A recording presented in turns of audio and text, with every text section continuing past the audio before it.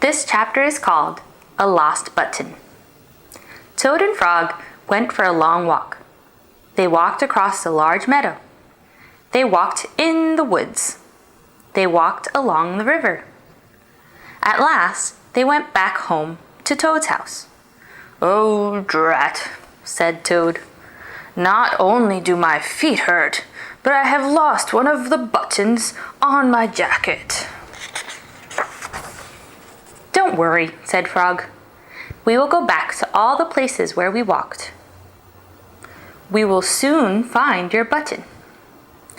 They walked back to the large meadow. They began to look for the button in the tall grass.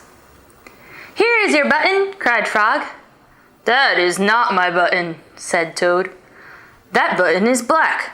My button was white." Toad put the black button in his pocket. A sparrow flew down.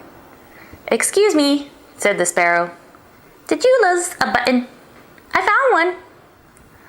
"That is not my button," said Toad. "That button has 2 holes. My button had 4 holes." Toad put the button with 2 holes in his pocket. They went back to the woods and looked on the dark paths. "Here is your button," said Frog. "That is not my button," cried Toad. "That button is small. My button was big." Toad put the small button in his pocket.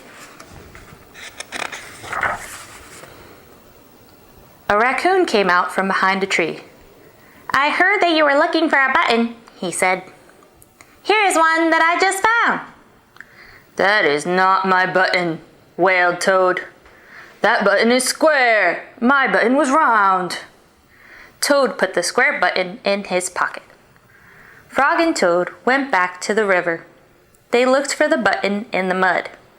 "Here is your button," said Frog. "That is not my button," shouted Toad. "That button is thin.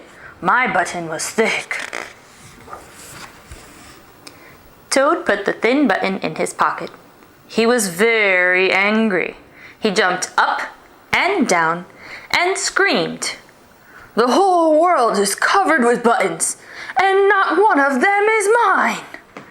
Toad ran home and slammed the door. There, on the floor, he saw his white, 4-holed, big, round, thick button. "Oh," said Toad. "It was here all the time. What a lot of trouble I have made for Frog."